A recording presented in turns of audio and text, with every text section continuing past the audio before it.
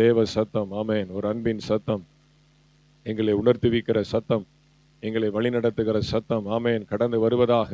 ஆமென், ஆமென், ஆமென். அடிமையை தாழ்த்தி ஒப்புக் கொடுக்கிறேன். அன்பான தேவன் என்னோடு வருவார், அது போதும் என் வாழ்விலே. என் ஏக்கமெல்லாம் என் தேவன் தீர்ப்பார், சந்தோஷம் நான் காணுவேன். அன்பின் பரலோகத்தின் பிதாவே, நீர் எங்களோடு கூட இருக்கிறீர், எங்களோடு கூட வருகிறீர், நடத்துகிறீர், ஆபத்துகளுக்கும் விபத்துகளுக்கும் எங்களை விலக்கி பாதுகாக்கிறீர். உமக்கு நன்றி செலுத்துகிறோம். ஆண்டவரே, இந்த நேரத்தில் எங்களோடு கூட பேசுவீராக. அக்கினியினால் உத்தரவு அருளும் தெய்வமே தெய்வம் என்று சொல்லி இந்த மாதத்திற்கு பதில் கிடைக்கும் மாதம் என்று சொல்லி வாக்கு பண்ணி இருக்கிறீர். அநேக கேள்விகள், அநேக சந்தேகம், குழப்பங்கள் எங்கள் மத்தியில் இருக்கிறது. அது இந்த மாதத்தோடு முடியிட்டு ஆண்டவரே, இந்த மாதத்தின் முடிவில் எங்களுக்கு ஒரு நல்ல தெளிவு கிடைக்கட்டும், நல்ல ஒரு தீர்வு தரிசனம் உண்டாகட்டும். கர்த்தரங்களோடு கூட பேசுவீராக, பதில் கொடுப்பீராக. அடிமையை தாழ்த்தி ஒப்பு கொடுக்கிறேன். கர்த்தருடைய ஆவியானவர் பேசுவீராக, இயேசுவின் நாமத்தில் பிதாவே, ஆமென். அல்லேலூயா, அல்லேலூயா, அல்லேலூயா. சந்தோஷமா இருங்க, கர்த்தர் நமக்கு பெரிய காரியங்களை செய்ய போகிறார். ஆமென், அல்லேலூயா. இந்த மாதத்தினுடைய இரண்டாவது பரிசுத்த ஆராதனைக்கு வந்த உங்கள் யாவரையும் இயேசுவின் நாமத்தினாலே வாழ்த்தி ஆசீர்வதிக்கிறேன். அல்லேலூயா. இந்த சத்தத்தை தூரத்திலும் சமீபத்திலும் கேட்கிற எல்லாரையும் கர்த்தருடைய நாமத்தினாலே வாழ்த்தி ஆசீர்வதிக்கிறேன். அல்லேலூயா. வாசிங்க இந்த மாதத்தினுடைய வாக்குத்தத்த வசனம் 1 ராஜாக்களின் புஸ்தகம் 18வது அதிகாரம் 24வது வசனம். 1 ராஜாக்கள் 18:24. நீங்கள் உங்களுடைய தேவனுடைய நாமத்தை சொல்லி கூப்பிடுங்கள், நான் கர்த்தருடைய நாமத்தை சொல்லி கூப்பிடுவேன், அப்பொழுது அக்கினியினால் உத்தரவு அருளும் தெய்வமே தெய்வம் என்றான். அதற்கு ஜனங்கள் எல்லாரும் இது நல்ல வார்த்தை என்றார்கள். நான் கர்த்தருடைய நாமத்தை சொல்லி கூப்பிடுவேன். இதான் போன வாரம் நம்ம பார்த்தோம். நமக்கு பதில் கிடைக்கணும் அப்படின்னா நம்ம என்ன பண்ணணும்? இயேசுவின் நாமத்தை சொல்லி கூப்பிட வேண்டும். அப்போ அது எப்படி, அதுக்கு நாம் எப்படி ப்ரிப்பேர் ஆகணும்? போன வார செய்தி அதை நாம் பார்க்க ஆண்டவர் உதவி செய்தார். அல்லேலூயா.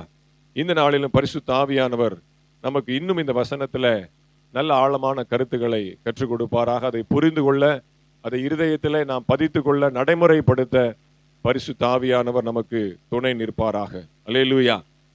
அக்கினியினால் உத்தரவு. ஆமென். பதில் எப்படி சொல்றாராம்? ஃபயர். அல்லேலூயா. அக்கினியினாலே பதில் கொடுக்கிறவர். அப்புறம் அவர் வாயிலிருந்து வரக்கூடிய வார்த்தை, அந்த பதில், அந்த ஆன்சர் எப்படி வருது அப்படின்னா நெருப்பா இருக்கு. ஆமென். இப்போ நம்ம ரிசீவ் பண்றவங்க எப்படி இருக்கணும்? நெருப்பா இருக்கணும். புரியுதா உங்களுக்கு? அவர் நெருப்பினாலே நமக்கு உத்தரவு கொடுக்கிறார், அக்கினியினாலே உத்தரவு கொடுக்கிறார். அல்லேலூயா. இரும்பை கருக்கிடும். அதே மாதிரி அக்கினியோட தான் சேரும். ஆமென். நாம குளிர்ந்த நிலையில இருந்தோம், நாம அப்படியே ஐஸ் கட்டி மாதிரி இருந்தோம்னா அது என்ன ஆயிரும்? புஷ்ன்னு உள்ள இறங்கி ஆன்சர் என்ன, அது பலிக்காது, பதில் நமக்கு புரியாது. நாமளும் அனலா இருந்தாதான், நாமளும் ஃபயரா இருந்தாதான் என்ன பண்ண முடியும்? அவர் கொடுக்கிற பதிலை புரிஞ்சு கொள்ள முடியும். அம்மா சொன்னாங்க, ஜெபிக்க முடியல, ஜெபிக்கிறதில்ல, ஆலயத்துக்கு வரதில்ல, நேரத்துக்கு வரதில்லை. சரி, இனி அந்த மாதிரிலாம் சாக்கு போக்கெல்லாம் சொல்லக்கூடாது. அல்லேலூயா. அனலா இருக்கணும், ஃபயரா இருக்கணும். நான் இப்படி தான், என் நிலைமை இப்படி தான் அப்படின்னு எவ்வளவு நாள் நம்ம சொல்லி கொண்டிருக்க முடியும்? ஆண்டவர் சமூகத்தில் அப்படியே அனலா இருந்து அவரோட நெருங்கி பழகி அவரோட உறவாடி அவருடைய சமூகத்தில் ஆனந்த களிப்போடு இருக்கணும். ஆமென். நீங்க ஒரு அருமையான ஒரு வொர்ஷிப்பை நீங்க மிஸ் பண்ணிட்டீங்க. ஆமென்.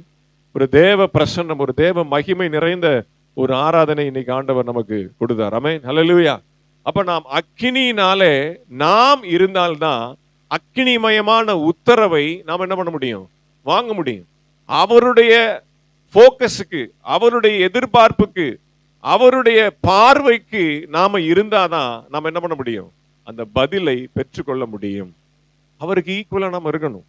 நான் மாம்சம் தானே, நிறைய பேர் சொல்லுவாங்க, நான் மனுஷன் தானே, நான் மாம்சம் தானே, எனக்கும் சோர்வு இருக்காதா, எனக்கும் பலவீனம் இருக்காதா? இருக்கலாம். ஆனா என்ன பண்ண, தூசியை உதறி விடுகிறது போல அது கொஞ்ச நேரம் இருக்கணும். நம்ம இயல்பு தான், நமக்கு இருக்கிற நிலைமை, நமக்கு இருக்கிற பிரச்சனை, நமக்கு இருக்கிற சூழ்நிலை அப்படிதான். ஆனாலும் என்ன பண்ணக்கூடாது, அதிலேயே நம்ம என்ன பண்ணக்கூடாது, முங்கி போயிடக்கூடாது. அதை உதறி விட்டு வெளியில வருவதற்கு முயற்சி எடுக்கணும். அதைத்தான் நம்ம இன்னைக்கு பார்க்க போறோம். அல்லேலூயா. வாசிங்க. பதில் கிடைப்பதற்கு நாம் என்ன செய்யணும் அப்படின்னா, அனலாக மாற வேண்டும். அல்லேலூயா. அண்டர்லைன் பண்ணிக்கோங்க. தேவ சமூகத்துல பதில் கிடைப்பதற்கு, உத்தரவு கிடைப்பதற்கு நாம் அனலாக மாற வேண்டும். வாசிங்க. ரோமர் 12:11. அம்மா சொன்ன வார்த்தை தான் இன்னைக்கு அடையாளம். ஆமென். ரோமர் 12:11 வாசிங்க சீக்கிரமா. அசதியா இராமல் ஜாக்கிரதையா இருங்கள். ஜாக்கிரதையா இருங்கள். ஆவியிலே அனலா இருங்கள். ஆவியிலே அனலா இருங்கள். அல்லேலூயா. வாசிங்க. கர்த்தருக்கு ஊழியம் செய்யுங்கள். அப்ப அசதியாக இருக்க கூடாது. ஆமென். ஆவியிலே அனலா இருங்கள். அப்ப அவருடைய சமூகத்திலிருந்து உத்தரவு கிடைப்பதற்கு, பதில் கிடைப்பதற்கு நாம முதல்ல ப்ரிப்பேர் ஆகணும்.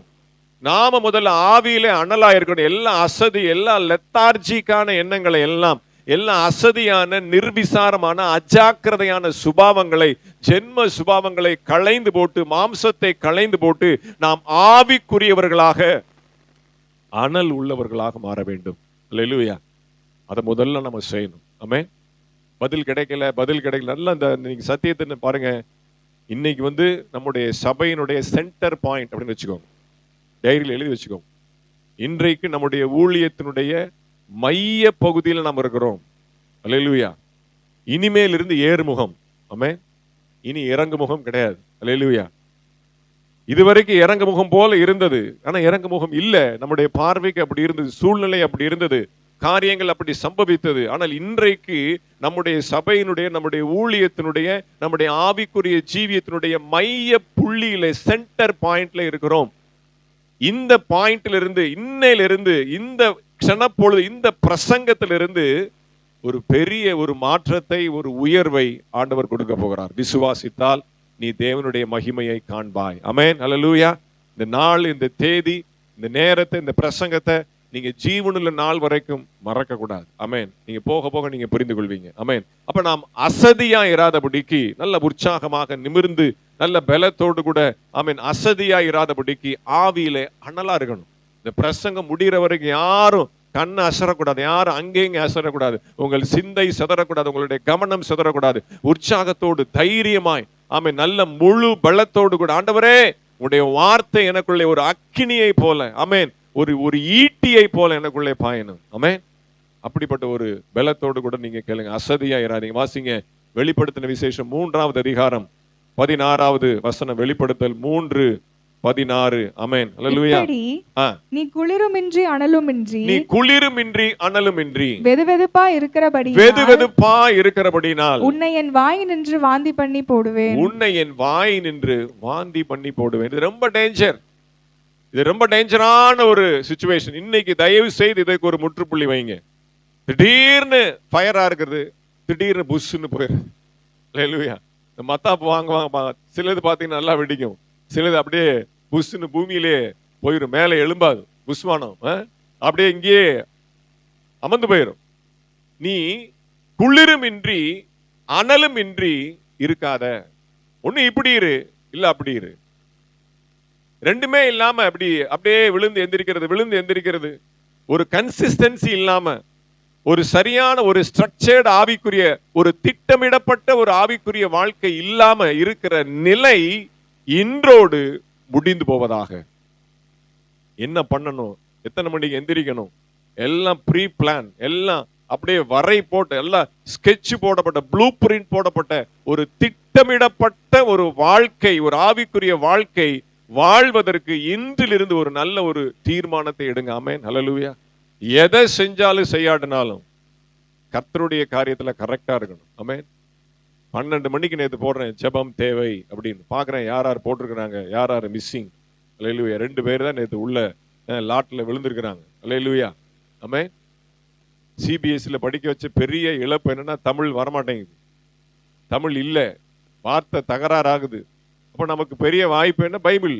அப்ப டெய்லி பைபிள் வாசிக்கணும். சின்ன பிள்ளைங்க ஒரு பாஸ்டர் சொல்றாரு, சின்ன பிள்ளைங்க பைபிளை சத்தமா வாசிக்கணும், பெரியவங்க மட்டும்தான் மனசுக்குள்ள வாசிக்கணும். படிக்கிற பிள்ளைங்க, ஸ்கூல் படிக்கிற பிள்ளைங்க, காலேஜ் படிக்கிற பிள்ளைங்க சத்தமா வாசிக்கணும். நீங்க வந்து பெருசா ஒன்றும் தியானிக்க போறதில்ல. தியானிக்க ஆண்டவர் கிருபை கொடுக்குறார், நான் அண்டர் எஸ்டிமேட் பண்ணல. ஆனா சத்தமா வாசிக்க வாசிக்க ஸ்பெல் பண்ணதான் நாக்கு வளையும், நாக்கு ட்விஸ்ட் ஆகும். நல்லா சத்தமா வாசிச்சு பழகணும். ஆமென். பாருங்க, நல்ல ஒரு எளிமையான வார்த்தை கூட வாயில வரமாட்டேங்குது. அல்லேலூயா. அப்போ இதெல்லாம் நீங்க என்ன பண்ணணும்? பழகணும், ஒரு ஸ்ட்ரக்சருக்குள்ள வரணும். ஆமென். அனலும் இல்லாமல் குளிரும் இல்லாமல் இருந்தா என்ன பண்ணுவாரு? வாந்தி பண்ணி போடுவார். அல்லேலூயா. வாமிட் பண்ணிடுவார், வேண்டான்னு ஒதுக்கிடுவார். அல்லேலூயா. ஒன்னு இப்படி வா, இல்ல எனக்கு பயன்படு, இல்ல அவனுக்கு பயன்படு. கர்த்தர் தெய்வமானால் கர்த்தரை பின்பற்று, பாகால் தெய்வமானால் பாகாலை பின்பற்று. வெட்டு ஒண்ணு, துண்டு ரெண்டு. அக்கினிமயமான உத்தரவு அப்படிதான் வரும். ஃபயர் இறங்குச்சு அப்படின்னா ஒண்ணு எனக்கு பயன்படு, இல்லாட்டி விலகி போ. ஆமென். நான் யாராவது பாத்துக்கிறேன். எஸ்தருக்கு அப்படிதான் வந்துச்சு, அக்கினிமயமான உத்தரவு. அல்லேலூயா. இந்த காலத்துல நீ சோர்ந்து போய் இருப்பாயானால், இந்த காலத்துல நீ மௌனமா இருப்பாயானால், நீ போ, நான் வேற ஆளை வச்சு யூதருக்கு ரட்சிப்பு வேறு வழியாய் வரும். ஊழியத்தை நான் வேற ஆளை வச்சு நான் பாத்துக்கிறேன், வேறு வழியாய் வரும். நீங்க செய்யலன்னா வேற யாரை கொண்டாயிலும் செய்ய அவர் வல்லமையில். உங்களுக்கு கிடைத்த வாய்ப்பு, உங்களுக்கு கிடைத்த அந்த பாக்கியத்தை இழந்து போகாதிருங்கள். அனலுமின்றி குளிருமின்றி வெதுவெதுப்பா இருக்காதீங்க. வெதுவெதுப்பா இருக்கிறது உடம்புக்கு வேணா நல்ல சுகமா இருக்கும், இதமா இருக்கும். வார்ம் வாட்டர் நல்லா இருக்கும். ஆனா ஆவிக்குரிய வாழ்க்கையில ஃபயரா இருக்கணும். கை வச்சா, யாரு நம்மளை தொட்டா, யாரு நம்மளை பார்த்தா, ஐயோ இவங்க ஃபயரா இருக்கிறாங்க, அப்படி இருக்கணும். ஆமென். அல்லேலூயா. அடையாளங்களாக, அற்புதங்களாக இஸ்ரவேலிலே நீங்கள் காணப்பட வேண்டும். ஆமென். அல்லேலூயா. வாந்தி பண்ணி போடக்கூடிய நிலைமைக்கு நாம போயிடக்கூடாது. சரி, அப்போ ஆவியிலே அனலா இருப்பது என்றால் என்ன? எப்படி அக்கினிமயமான உத்தரவை, அக்கினிமயமான அந்த பதிலை, ஆன்சரை நான் பெற்றுக்கொள்வதற்கு நான் எப்படி அனல் உள்ளவனாக மாறுவது? நான் எப்படி அனல் என்றால் என்ன? அதான் நீங்க பார்க்க போறோம். வாசிங்க சங்கீத புஸ்தகம் 34:18. இன்னொருத்தர் சங்கீதம் 51:17 எடுத்துக்கோங்க. சங்கீதம் 34:18. நொறுங்குண்ட இருதயம் உள்ளவர்களுக்கு கர்த்தர் சமீபமாய் இருந்து நறுங்குண்ட ஆவியுள்ளவர்களை ரட்சிக்கிறார். வாசிங்க சங்கீதம் 51:17. Psalm 51. தேவனுக்கு ஏற்கும் பலிகள் நொறுங்குண்ட ஆவிதான். தேவனே நொறுங்குண்டதும் நறுங்குண்டதுமான இருதயத்தை நீர் புறக்கணீர். நல்லா கவனிக்கணும். அங்க நொறுங்குண்ட இருதயம் வரும், இங்க நொறுங்குண்ட ஆவின்னு வரும். அல்லேலூயா. அப்ப நாம நொறுக்கப்பட வேண்டும். நொறுங்குண்ட ஆவியும் நொறுங்குண்ட இருதயமாய் நாம் காணப்படுவோமானால், வேதம் சொல்லுகிறது கர்த்தர் சமீபமாய் இருக்கிறார். He is very close. பக்கத்துல வந்துட்டான்னு என்ன அர்த்தம்? பதில் கொடுக்க போறான்னு அர்த்தம். அவர் மேல இருந்து பார்த்துக்கிட்டே இருக்கிறார். பக்கத்துல வருவதற்கு அவர் காத்து கொண்டிருக்கிறார், ஏங்கி கொண்டிருக்கிறார், தவித்து கொண்டிருக்கிறார். ஆனால் நம்முடைய இருதயமும் நம்முடைய ஆவியும் நொறுக்கப்படாததினால, நமக்குள்ள ஒரு சின்சியாரிட்டி இல்லாததினால, நமக்குள்ள ஒரு உணர்வு இல்லாததினால, நொறுக்கப்படாதனால, காரியத்தினுடைய தாற்பயத்தை புரிந்து கொள்ளாமல் இருக்கிறதுனால, இப்ப இருக்கிற குடும்பம் இப்படி இருக்கிற, இப்ப நம்முடைய ஊழியத்தினுடைய காரியத்தை குறித்து உங்களுக்குள்ளே ஒரு பயம், ஒரு திகில், ஒரு உணர்வு இல்லாதபடினால அவர் மேலே இருந்து பார்த்து கொண்டிருக்கிறார். நான் ஒரு அளவுக்கு தான் சொல்ல முடியும். சொல்லிக்கொண்டே இருக்கிறேன். இனி நான் எதிர்பார்க்கிற அளவுக்கே வரல அப்படின்னா, அவர் எதிர்பார்க்கிற அளவு எப்படி இருக்கும்? என்னுடைய ஸ்கேலுக்கே நீங்க வரல, என்னுடைய அளவுக்கு நீங்க இன்னும் வரல அப்படின்னா, அவருடைய அளவுக்கு எப்ப நீங்க வர போறீங்க? ஆமென். அவர் க்ளோஸா வரணும். நொறுங்குண்ட ஆவியிலும் நறுங்குண்ட இருதயத்திலும் அவர் பிரியம் உள்ளவராயிருந்து கர்த்தர் சமீபமாய் இருக்கிறார். அவர் பக்கத்திலே வரலன்னா எப்படி ஆன்சர் கிடைக்கும்? அவர் பக்கத்துல வரணும். you should be fire. நீங்கள் ஆவியிலே அனலா இருக்கணும், கொழுந்து விட்டு எரியணும், பற்றி எரியணும், கொழுந்து விட்டு எரியணும். நீங்க நெருப்பே மூட்டிலேயே அப்படியே வெதுவெதுப்பாய், குளிராய், அப்படியே அசால்ட்டா, அஜாக்கிரதையா, இன்னைக்கு இல்ல நாளைக்கு பார்த்துக்கலாம், வேறொரு நாள், மற்றொரு சமயம். நோ. தேவ பிள்ளையே, நான் ரொம்ப பாரத்தோடு இருக்கிறேன். இந்த சத்தியம் இன்றைக்கு உங்கள் இருதயத்தை அப்படியே குறுக்கிடுவதாக, இருதயத்தை திருக்கி வேலை செய்வதாக. கர்த்தர் சமீபமா இருக்கிறார். எப்படி சமீபமா இருக்கிறார்? வாசிங்க மத்தேயு புஸ்தகம் 3வது அதிகாரம் 2வது வசனம். மத்தேயு 3:2. மத்தேயு 3:2 வாசிங்க. மனம் திரும்புங்கள், பரலோக ராஜ்யம் சமீபத்தில் இருக்கிறது. நொறுங்குண்ட இருதயமும் நொறுங்குண்ட ஆவியும் யாருக்கு இருக்கிறதோ அவர்கள் தான் மனம் திரும்பின தேவ பிள்ளைக்கு அடையாளம். அப்ப பரலோகம் சமீபத்தில் இருக்கிறது. இதெல்லாம் ஜஸ்ட் லைக் வாசிச்சுட்டு போயிடுறோம். இதெல்லாம் சுவிசேஷம், இதெல்லாம் ஆண்டவர் அறியாத ஜனங்களுக்கு மன திரும்பங்கள், பரலோக ராஜ்யம் சமீபத்தில் இருக்கிறது, இந்த மைக்க பிடிச்சுக்கிட்டு இல்ல. There should be a change, transformation in your mind and heart. Hallelujah. உங்கள் மனதிலே ஒரு திருப்பம் ஏற்பட வேண்டும். உங்கள் மனதிலே ஒரு மாற்றம் ஏற்பட வேண்டும். உங்கள் சிந்தையிலே ஒரு திருப்பம் ஏற்பட வேண்டும். Hallelujah. ஒரு about turn வரணும். Hallelujah. மனம் திரும்புங்கள். நொறுக்கப்படணும், இருதயம் நொறுக்கப்படணும், ஆவி நொறுக்கப்படணும்.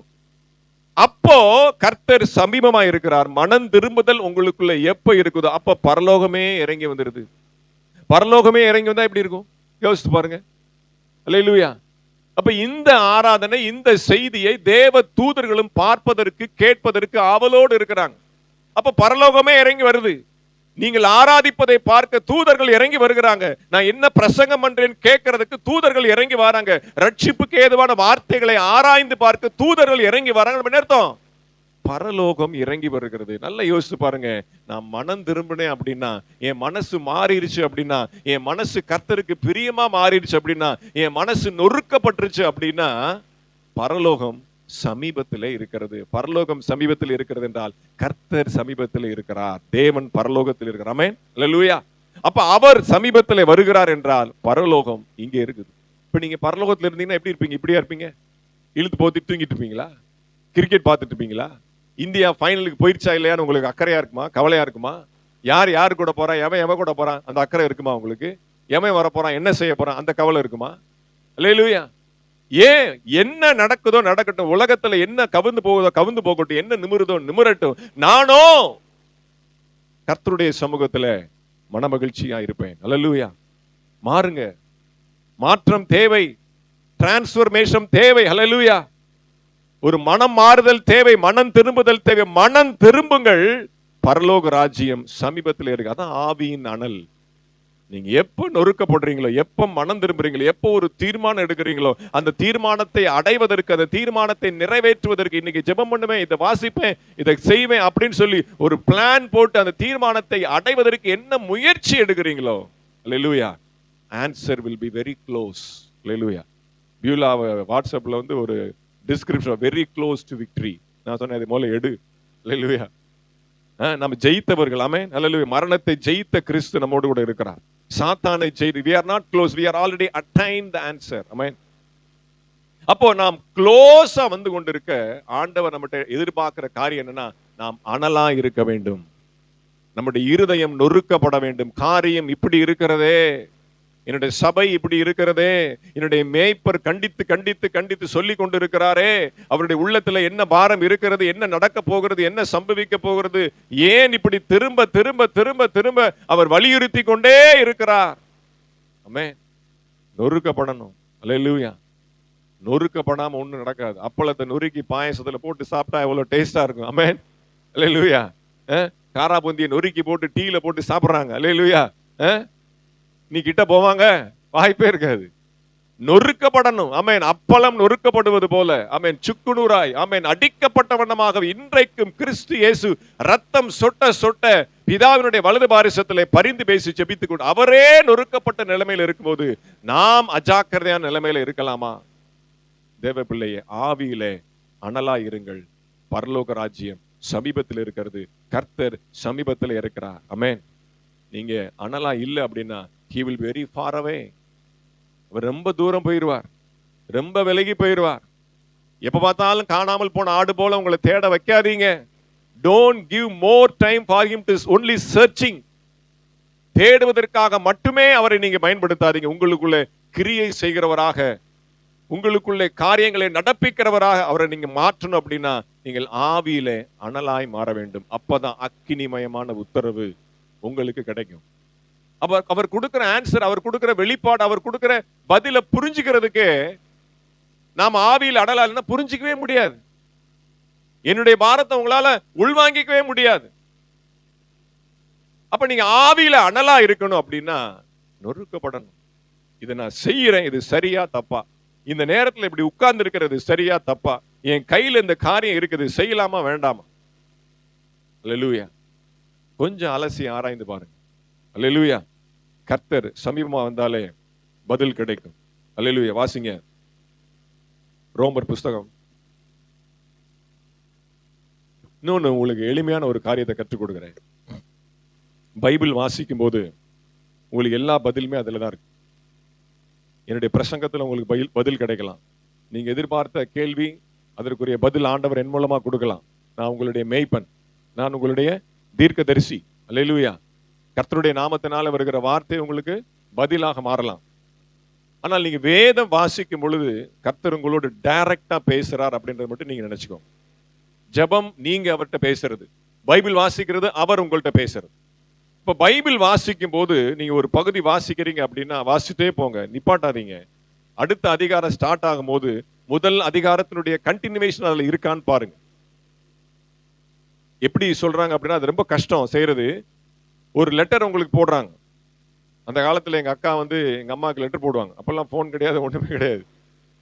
வீட்டுக்கு வந்துட்டு திருப்பி புருஷா வீட்டுக்கு போயிட்டு வந்து சேர்ந்துட்டேன் லெட்டர் போன. இல்லாட்டி எங்க அம்மாவுக்கு 3 நாள் சாப்பிட மாட்டாங்க, தூக்கம் வராது.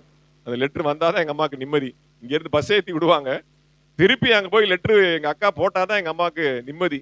எங்க அக்கா லெட்டர் எழுதினாங்கன்னு வச்சுக்கோங்களேன், இன்லேண்ட் லெட்டர்னு சொல்லுவாங்க. இப்பெல்லாம் அது கிடையாது, ப்ளூ கலர்ல இருக்கும். அது மடிக்கிறதே கஷ்டம், பயங்கரமா மடிக்கணும். மடிச்சு அது 4 பக்கம் ஒட்டணும். Inland letter. அதுல பாத்தீங்கன்னா சைடு முதற்கொண்டு எழுதுவாங்க எங்க அக்கா. எல்லா பக்கமும் அந்த ஒற்ற இடத்துல கூட எழுதுவாங்க. ஒரு நாள் என்ன பண்ணாங்க, பத்தாம ஒரு வெள்ளை பேப்பர்ல எழுதி அதை உள்ள வச்சு ஒட்டிட்டாங்க. போஸ்ட்மேன் கண்டுபிடிச்சிட்டான், பிரிக்கு பார்த்து. உங்க மகள்கிட்ட சொல்லி வைங்க, உங்க மகள்கிட்ட சொல்லி வைங்க, இப்படி உள்ள வச்சு எழுதுனா ஃபைன் போட்டுருவேன். தெரியுமா உங்களுக்கு? எக்ஸ்ட்ரா அந்த வெயிட் ஏறிடுச்சுன்னா அவங்க ஃபைன் போடுவாங்க. இதே மாதிரி பண்ணிக்கிட்டே இருக்க உங்க பொண்ணு, அப்புறம் அடுத்த இடம் இந்த மாதிரி உள்ள வச்சுன்னா ஃபைன் போட்டுருவேன் அப்படின்ட்டார் போஸ்ட்மேன். அப்போ நான் எதுக்காக சொல்ல வரேன் அப்படின்னா, ஒரு லெட்டர் உங்களுக்கு வேண்டுனவங்க, உங்களுக்கு ரொம்ப நெருக்கமானவங்க ஒரு லெட்டர் போடுறாங்கன்னா, எங்க அம்மா அதை உடனே பிரிச்சு என்னை படிக்க சொல்லுவாங்க. அதை ஃபுல்லா படிச்சு முடிச்சதுக்கு அப்புறம் தான் என்ன ஆகும், அவங்களுக்கு திருப்தி வரும். அதை பாதியில யாராவது படிச்சுட்டாடே சரிப்பா அப்புறம் பார்க்கலாம், பாதியை அவ அப்படிதான் வள எழுதியிருப்பா, பாதியை தூக்கி வை, அப்புறம் சாயந்தரம் பார்த்துக்கலாம், யாராவது இருப்பாங்களா? ஒரு மெசேஜ் வந்தா ஃபுல்லா படிக்காம இருக்கிறீங்களா வாட்ஸ்அப்ல? அதே மாதிரிதான் புதிய ஏற்பாடுல பவுல் எழுதுகிற எல்லா நிருபங்களும் லெட்டர். ஒரு லெட்டரை பாதியில படிச்சுட்டு விடலாமா? ரோமர் எடுத்தா ரோமர் ஃபுல்லா படிக்கணும். அதான் ஆக்சுவலா பைபிள் படிக்கக்கூடிய ஒரு முறை. அது ரொம்ப கஷ்டம். நான் உங்களுக்கு இன்னொரு மெத்தட் சொல்லி தரேன். நீங்க அப்படியே வாசிட்டே வாங்க. முதல் அதிகாரம் முடியும் போது அதனுடைய கண்டினியூட்டி, அதனுடைய தொடர்ச்சி அடுத்த அதிகாரத்தினுடைய ஆரம்பத்தில் இருந்துச்சுன்னா தொடர்ந்து படிச்சிருங்க. ஒரு புது சப்ஜெக்டா போதுன்னா நிப்பாட்டிருங்க. உதாரணத்துக்கு நான் உங்களுக்கு சொல்றேன். ரோமர் புஸ்தகம் 7வது அதிகாரம் கடைசி பகுதி வாசிங்க. ரோமர் 7வது அதிகாரம். நம்முடைய கர்த்தராகிய இயேசு கிறிஸ்து மூலமாய் 24, 25 இருந்து வாசிங்க. ரோமர். நிர்பந்தமான மனுஷன் நான், இந்த மரண சரீரத்தினின்று யார் என்னை விடுதலையாக்குவார்? நம்முடைய கர்த்தராகிய இயேசு கிறிஸ்து மூலமாய் தேவனை ஸ்தோத்தரிக்கிறேன். ஆதலால் நானே என் மனதினாலே தேவனுடைய நியாயப்பிரமாணத்துக்கும் மாம்சத்தினாலேயோ பாவ பிரமாணத்துக்கும் ஊழியம் செய்கிறேன். இப்ப நீங்க 7ஆம் அதிகாரத்தை வாசிச்சு முடிச்சிட்டீங்க. இப்ப அங்க வந்து ஒரு கேள்வி கணையோட ஒரு கேள்வி தொக்கோட அங்க நிப்பாட்டுறார். நிர்பந்தமான மனுஷன் நான், யார் என்னை விடுதலை பண்ணுவார்? கேள்வி. நான் மாம்சத்திற்கும் ஆவிக்கும் ஊழியம் செய்கிறேன். ஆவியின் பிரமாணத்திற்கும் நான் என்ன பண்றேன்? ரெண்டுக்குமே நான் ஊழியம் செய்கிறேன். நிர்பந்தமான இந்த மரண சரீரத்தை நின்று என்னை விடுதலை ஆக்குகிறது யார் அப்படின்னு ஒரு ஏக்கத்தோடு என்ன பண்றாரு, அந்த அதிகாரத்தை முடிக்கிறார். நீங்கள் அப்படியே முடிச்சிட்டீங்கன்னு வச்சுக்கோங்களேன், அந்த கேள்விக்கு ஆன்சர் உங்களுக்கு தெரியாது, பதில் தெரியாது. அப்படி 8ஆம் அதிகாரத்தை வாசிங்க. ஆனபடியால் இந்த மாதிரி வந்தாலே கண்டினியூட்டி இருக்குன்னு அர்த்தம். அப்படி இருக்க அப்படின்னு வரும்.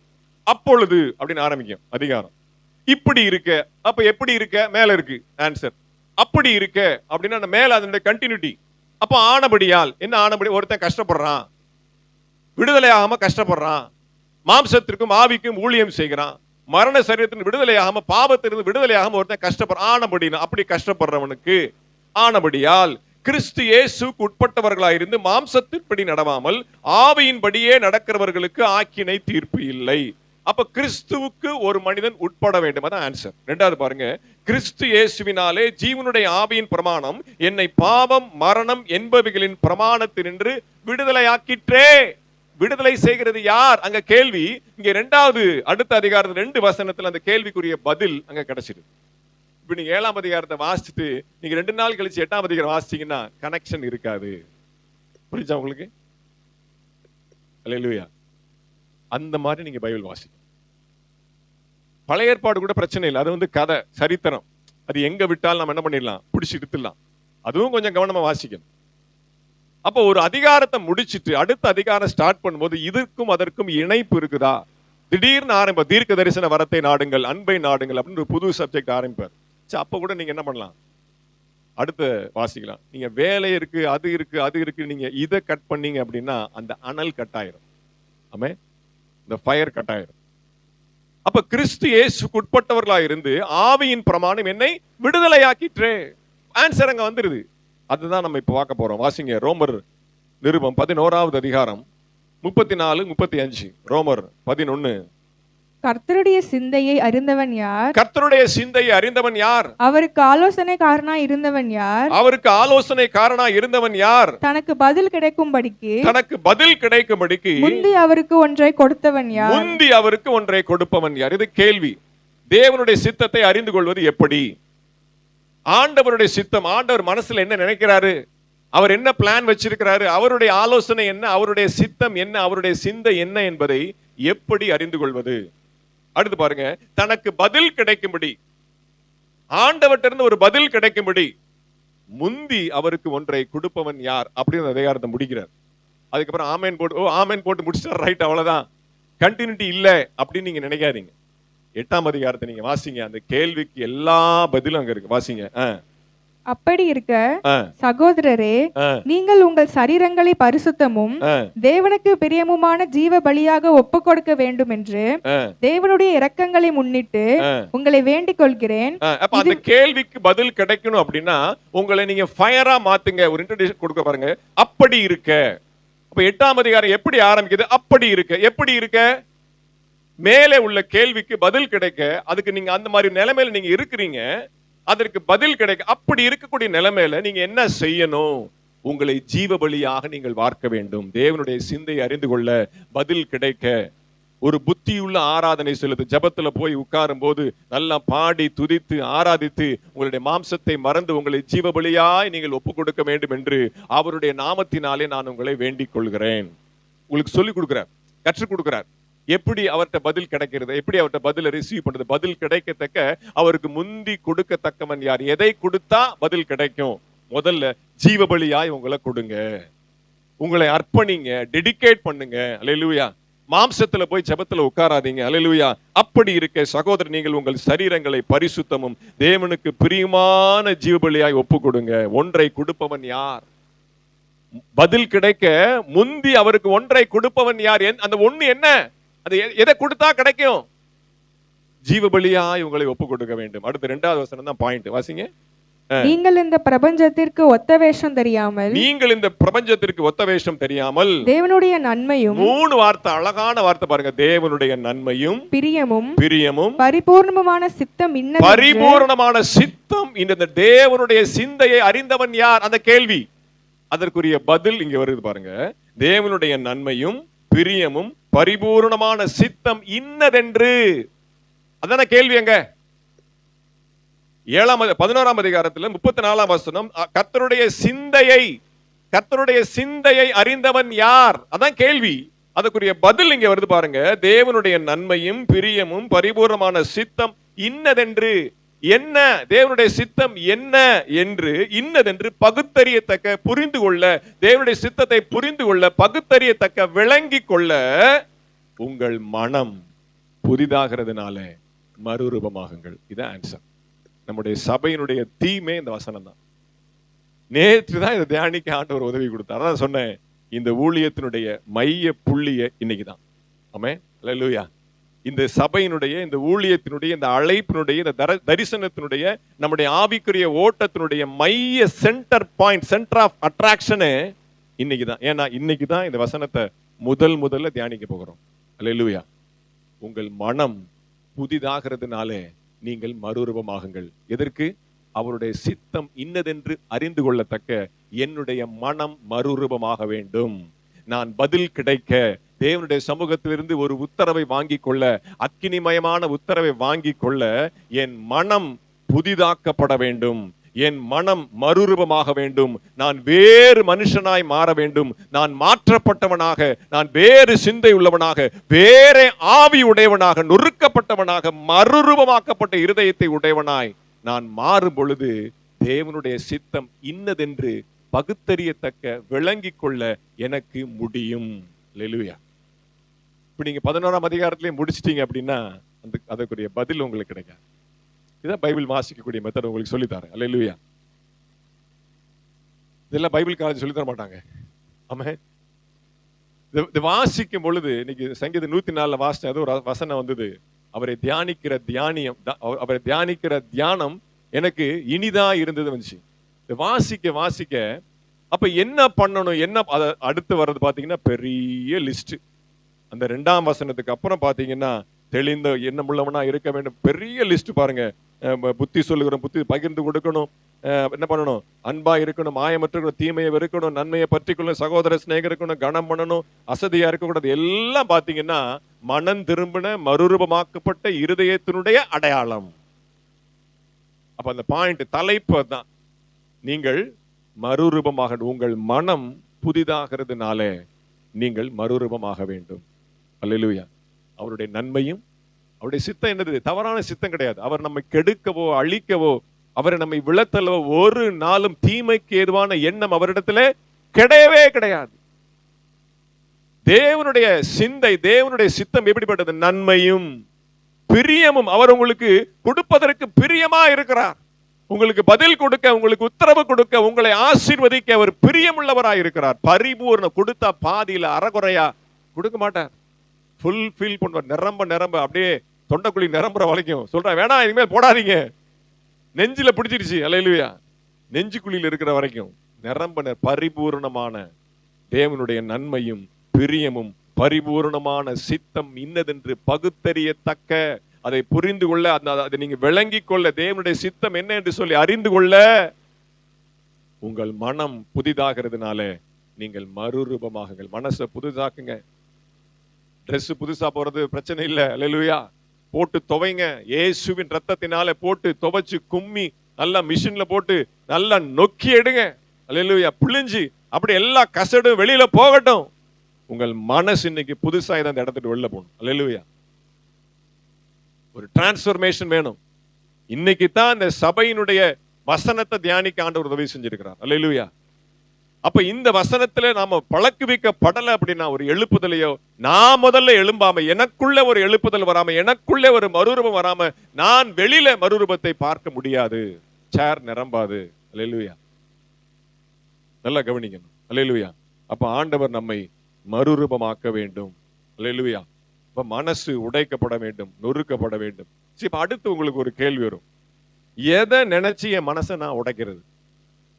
ஐயோ பேரன் இப்படி இருக்கிறானே, ஐயோ என் தொழில் இப்படி இருக்குதே, என்னுடைய சூழ்நிலை எப்படி இருக்குது, அண்ணன் எப்படி இருக்கிறாரு, அம்மா எப்படி இருக்கிறாங்களே, வீடு இப்படி கட்ட முடியல, இவளுக்கு என்ன பண்றது, மே மாசத்துக்கு என்ன பண்றது, இன்டருக்கு என்ன பண்றது, அடுத்து என்ன பண்றது, எந்த கிளாஸ்ல சேர்றது, என்ன பண்ண, கை இப்படி இருக்குது, கை தூக்க முடியல, அது வலிக்குது, இது வலிக்குது, அண்ணன் அது இது.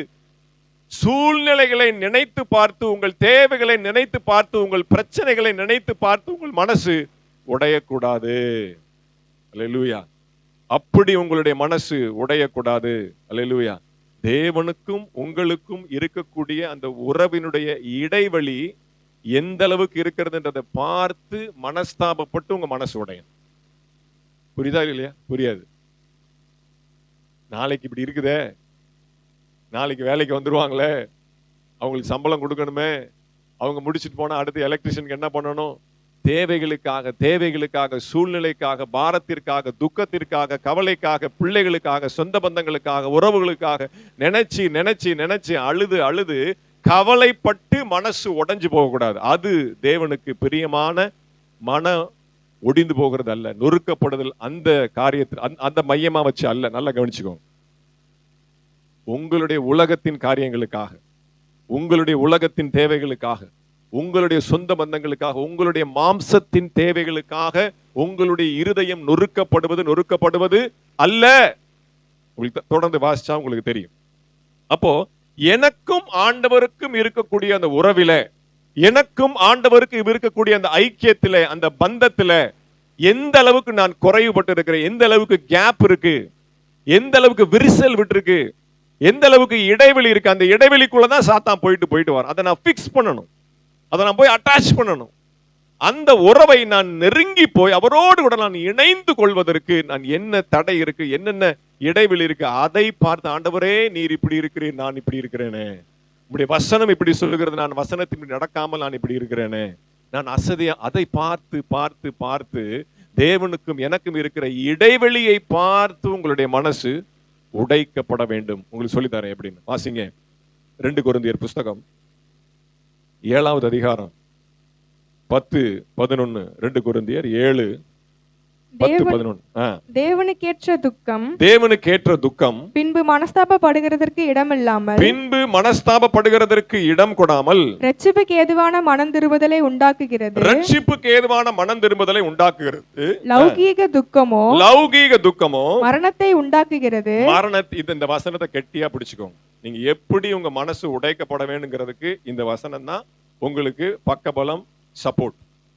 தேவனுக்கு ஏற்ற துக்கம் உங்களுக்கு இருக்குமானால் அப்புறம் நீங்கள் மனஸ்தாபப்படுவதற்கு இடம் இருக்காது. உங்களுக்கு சொல்லித்தரேன். ஒண்ணு செஞ்சிட்டீங்க, ஐயோ இது தெரியாம செஞ்சிட்டேனே, ஓ இதுக்கு தான் நான் இவ்வளவு நாள் கஷ்டப்பட்டேனா, இதுக்கு தான் நான் இவ்வளவு நாள் வேதனைப்பட்டேனா அப்படின்னு சொல்லி பின்பு மனஸ்தாபப்படுவதற்கு தேவனுக்கேற்ற துக்கம் இடம் கொடுக்காது. தேவனுக்கேற்ற துக்கம் நீங்க பட்டீங்க அப்படின்னா உங்களுக்கு அதுக்கப்புறம் சந்தோஷம் தான், அதுக்கப்புறம் விடுதலை தான், அதுக்கப்புறம் ஆன்சர் தான், அதுக்கப்புறம் ஏர்முகம் தான். துக்கப்பட்டுட்டு ஏண்டா துக்கப்பட்டோம் அப்படின்னு சொல்லி நீங்க ஒரு நாளும் பின்னாடி மனஸ்தாபப்படவே மாட்டீங்க. அதுதான் தேவனுக்கேற்ற துக்கம். இப்ப லௌகீக துக்கத்துக்கு வருவோம். இப்ப எனக்கு 2.5 லட்சம் ரூபாய் வேணும், இதை கட்டி முடிச்சு நான் வெளில வர்றதுக்கு. ஏன்டா அவ்வளவு காசு இல்ல. துக்கப்பட்டு ஆண்டவரே என்ன பண்றது low low low low low லோன்னு புலம்பி 2 லட்சம் ரூபாய் எனக்கு வேணுமே, என்ன பண்றது அப்படின்னு நான் துக்கப்பட்டுக்கிட்டே இருக்கிறேன். துக்கப்பட்டு அழுது புலம்பி ஜெபம் பண்ணிட்டே இருக்கிறேன். ஆனா ஆண்டவர் செஞ்சு முடிச்சிட்டாரு. ஆண்டவர் என்ன பண்ணாரு? அற்புதமா அதிசயமா செஞ்சு முடிச்சிட்டாரு. அதுக்கப்புறம் நான் யோசிப்பேன், அட கன்றாவி, இதுக்காக தான் நான் இப்படி அழுதேனா? அப்புறம் நான் என்ன பண்ணுவேன்? மனஸ்தாபப்படுவேன். லௌகீக துக்கமோ, தேவைகளுக்காக நான் துக்கப்பட்டு அது நிறைவேறினதுக்கு அப்புறம் நான் யோசிப்பேன், அடப்பாவமே, இதுக்கு தான் நான் போய் இப்படி முட்டி மோதுனேனா, இதுக்கு தான் இப்படி லோன்னு புலம்புனேனா, இதுக்கு தான் இப்படி அழுதேனா, கொஞ்சம் விசுவாசிச்சிருந்தா இன்னும் இதோட அழகா ஆண்டவர் பண்ணிருப்பாரு, இன்னும் கொஞ்சம் விசுவாசத்தில் நின்று இவ்வளவு கஷ்டம் கூட எனக்கு கிடையாது, இப்படி இதுக்கு போய் நான் தேவையில்லாம அழுதுட்டேனே. அப்படிதான் எனக்கு நடந்தது போன மாசம் எல்லாம். அல்லேலூயா. அடுத்த வேலைக்கு என்னன்னு இல்ல, நான் இருக்கேன்டா, நீ ஏன்டா கவலைப்படுற, அப்படியே வந்து விழுகுது, டம். ஆமே, பெருசா விழுகுது. அல்லேலூயா. நான் இருக்கிறேன், கவலைப்படாத. இப்போ ஒரு உற்சாகம் வந்துருச்சு. ஆமே, அப்படி சொல்றேன், மீதி தாண்டறதுக்கு எனக்கு விசுவாசத்தை கொடுங்க, மீதி கிணறையும் தாண்டறதுக்கு எனக்கு விசுவாசத்தை கொடுங்க. புரியுதா உங்களுக்கு? இப்ப தேவனுக்கேற்ற துக்கம் பின்பு உங்களை ஒரு நாளும் மனஸ்தாபப்படவே விடாது. ஆனா லௌகீக துக்கம் நீங்க பட்டீங்க அப்படின்னா பின்னாடி யோசிப்பீங்க, அடாடாடா, ச்சே, இதுக்கு போய் நான் இப்படி இவ்வளவு வேஸ்டா நான் எஃபர்ட் எடுத்துட்டேனே. அதுதான் லௌகீக துக்கம் மரணத்துக்கு ஏதுவானது, தேவனுக்கேற்ற துக்கம் ஆசீர்வாதமானது. அல்லேலூயா. எப்படி இருக்கு பாருங்க. அடுத்த வசனம் அழகா தெளிவா சொல்றார். தேவனுடைய துக்கம் உங்களுக்குள்ள வந்துச்சு அப்படின்னா பாருங்கள், நீங்கள் தேவனுக்கேற்ற துக்கம் அடைந்தது உண்டு, அது உங்களிடத்தில் எவ்வளவு ஜாக்கிரதையும் குற்றந்தீர எவ்வளவு நியாயம் சொல்லுதலையும் எவ்வளவு வெறுப்பையும் எவ்வளவு பயத்தையும் எவ்வளவு ஆவலையும் எவ்வளவு பக்தி வைராக்கியத்தையும் எவ்வளவு கண்டிப்பையும் உண்டாக்கிற்று. இந்த காரியத்தில் நீங்கள் எல்லா விதத்திலும் உங்களை சுத்தவான்கள் என்று விளங்க பண்ணினீர்கள்.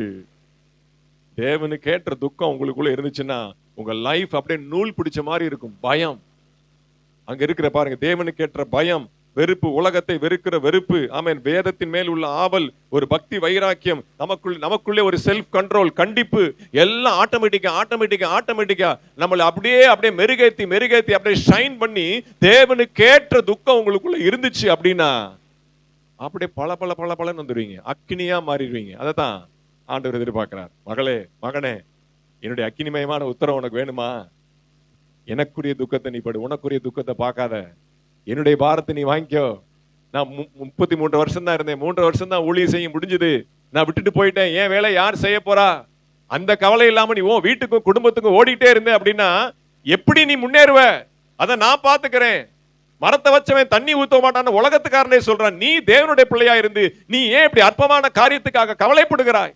காட்டு புஷ்பங்களை பார், அதை உடுத்துவித்தவர் யார்? போஷிக்கிறவர் யார்? காகங்களுக்கு. அல்லேலூயா. முதலாவது தேவனுடைய ராஜ்யத்தையும் நீதியையும் தேடுங்கள், அப்பொழுது இவைகள் எல்லாம் உங்களுக்கு கூட கொடுக்கப்படும். அதையே நீ யோசிக்கிற, அதையே நீ பாரப்படுற? என்னைய பார், என்னுடைய மனசை பார், என்னுடைய உள்ளத்தை பார், என்னுடைய தேவையை பார். தேவனுக்கு ஏற்ற துக்கம். இன்னும் உங்களுக்கு புரியல, விளக்கி சொல்றேன். வாசிங்க நெகேமியா புஸ்தகம் 2வது அதிகாரம் 2வது வசனம். நெகேமியா 2:2. எப்படி முடியும்? எப்படி எனக்காக நான் கவலைப்படாம இருக்க முடியும்? எப்படி என் மனைவி பிள்ளைகளுக்காக நான் கவலைப்படாம இருக்க முடியும்? எப்படி நான் செய்ய முடியும்? யோசிக்கிறீங்க. வாசிங்க நெகேமியா 2:2. ஜீசஸ். வாசிங்க சீக்கிரம். நெகேமியா 2:2. அப்பொழுது ராஜா என்னை பார்த்து, நீ துக்கமுகமாய் இருக்கிறது என்ன? நீ துக்கமுகமாய் இருக்கிறது என்ன? உனக்கு வியாதி இல்லையே? நல்லாதானே இருக்க, உனக்கு வியாதி இல்லையே? இது மனதின் துக்கமே ஒழிய இது மனதின் துக்கமே அல்லாமல் வேறொன்றும் அல்ல என்றார். வேறொன்றும் அல்ல என்றார். அப்பொழுது நான் மிகவும் பயந்து. நெகேமியா ராஜாக்கு முன்னாடி நிக்கிறான். யாரு? பானபாத்திரக்காரனா? என்ன திராட்சரசம் கொடுக்கிறவன். அல்லேலூயா. ராஜாவுக்கு முன்பாக திராட்சரசம் கொடுக்கக்கூடியவன், பாத்திரத்தை ஏந்தி அவருக்கு முன்பாக ஜூஸ் கொடுக்கக்கூடிய ஆள். ராஜாவுக்கு முன்பாக யாரும் துக்கமா இருக்கக்கூடாது, அவர் டல் ஆயிடுவார். நான் ஆபீஸை விட்டு வீட்டுக்குள்ள வந்தா என் மனைவி முகம் அப்படியே பிரகாசமா இருக்கணும். சில நேரம் டல் ஆயிரும், தொங்கிரும். அது என்னன்னு தெரியற வரைக்கும் நம்ம மண்டை குடஞ்சிக்கிட்டே இருக்கும். அல்லேலூயா. அப்புறம் அது என்னன்னு பேசி ஆக்கி அழிச்சு எல்லாம் பேசி இது இப்படி அது இப்படின்னு சொல்லி அந்த 32 பல்ல ஒரு 10 பல்லாவது தெரிஞ்சாதான் நமக்கு அடுத்த வேலை ஓடும். அப்படியே டல்லாயிரும். தயவு செய்து வேற ஏதாவது பிரச்சனையை வச்சுட்டு ஏன்ட்ட முகத்தை தூக்காதீங்க. சில நேரம் அப்படி பண்றீங்க. எங்கேயோ பிரச்சனை, ஏதோ ஒரு காரியம் பார்த்தா டல் ஆயிடுறீங்க. எனக்கு தெரியுது, அந்த ஆவி தெரியுது. அப்படியே முகத்தை அமைதியா வச்சுக்கிட்டு என்ன ஏது என்னமோ நான் அப்படியே நான் போட்டு மண்டையை போட்டு குடைய வேண்டியிருக்கு. என்னாச்சு நான் அதை தப்பு பண்ணிட்டேனா? ஏதாவது பேசிட்டேனா? ஏதாவது கோபமா பேசிட்டேனா? பிரசங்கத்துல ஏதாவது வார்த்தையை ஸ்லிப் பண்ணிட்டேனா? இல்லை எதுனால டைரக்டா உடச்சு பேசிருக்கு. என்னைக்குனாலும் ரைட், எந்த ராத்திரினாலும் ரைட், ஐ ஆம் ரெடி. ராஜா பாக்குறா, டேய் நீ எனக்கு ஜூஸ் கொடுக்குறவன் ஏன்டா அப்படி மூஞ்சிய டல்லா வச்சிருக்கிற? உனக்கு தான் உடம்பு நல்லா தானே இருக்கு, உனக்கு வியாதி இல்லையே. ராஜா இது மனதின் துக்கமே இல்லாமல் இது சரீரத்தின் துக்கம் அல்ல. என்ன வேணும்? என்ன வேணும் உனக்கு?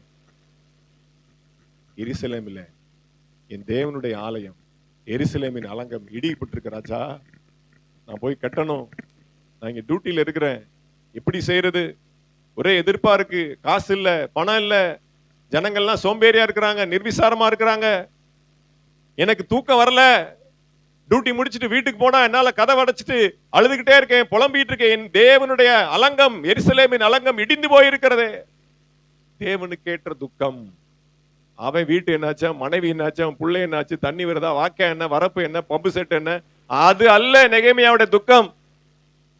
தேவனுக்கு ஏற்ற துக்கம். புரியுதா உங்களுக்கு? இப்போ தேவனுக்கு ஏற்ற துக்கம் அது அவனிடத்துல அதிக ஜாக்கிரதையும், அதிக ஆவலையும், அதிக பக்தி வைராக்கியத்தையும். இதுக்கு எல்லாம் அந்த 11ஆம் வசனத்தை சொல்ல எல்லா லிஸ்ட் நெகேமியாக்கு அப்படியே போட்டுக்கோ, அள்ளி அள்ளி போட்டுக்கோ.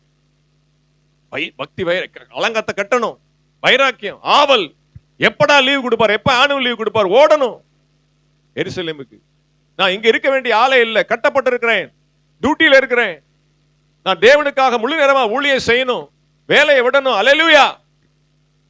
ஆவல், பக்தி, வைராக்கியம்.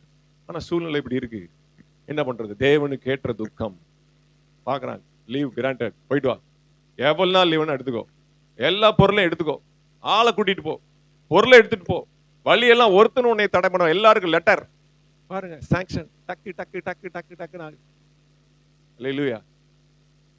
ஒண்ணு கூட அவன் தனக்காக கேட்கவே இல்லை. அந்த அதிகாரத்தினுடைய அந்த நெகேமியா புஸ்தகத்தினுடைய கடைசி வசனத்துல தான் சொல்றான், ஆண்டவரே எனக்கு நன்மை உண்டாக நினைத்தருளும். தனக்காக ஒன்னையுமே அவன் கேட்கவே இல்லை. ஓடுனா உழைச்சான், கட்டுனா.